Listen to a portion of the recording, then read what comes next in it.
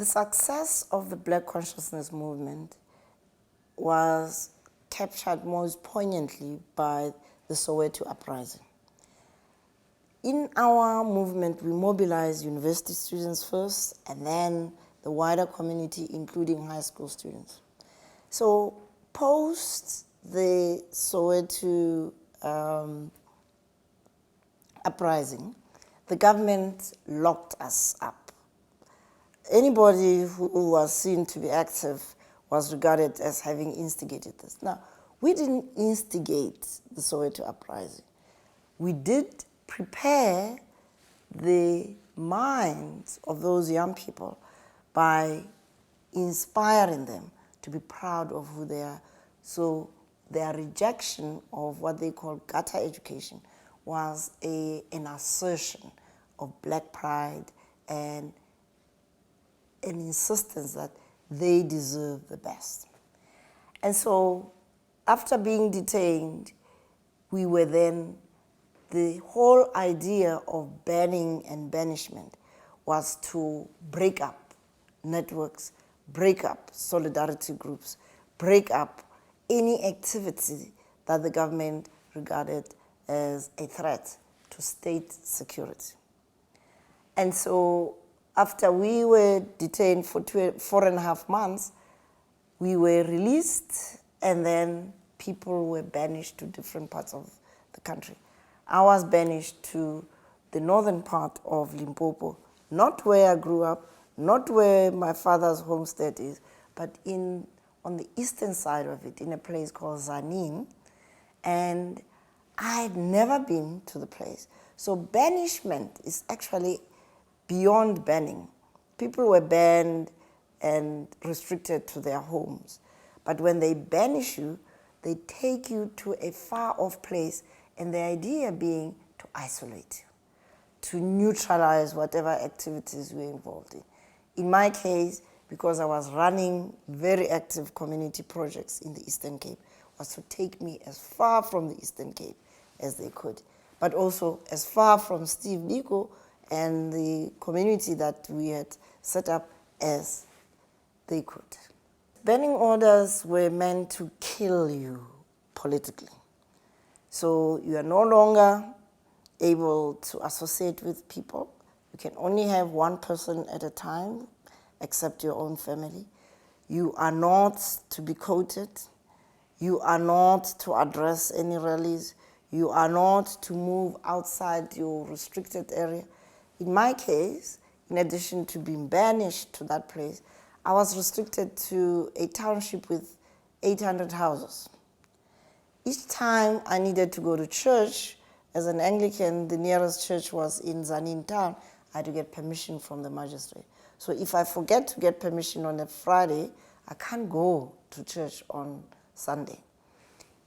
I had to get permission to go and buy groceries, which the shopping centers were in town. Everything was about permission.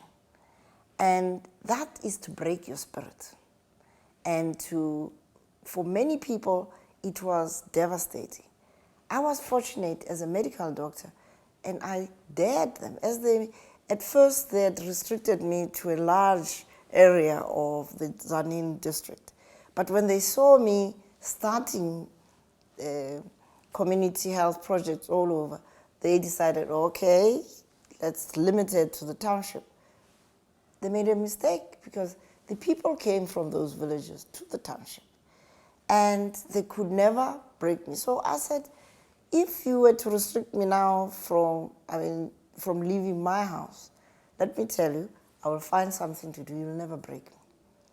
And that is, I believe, a strength that you develop, both from this identity journey we had gone through.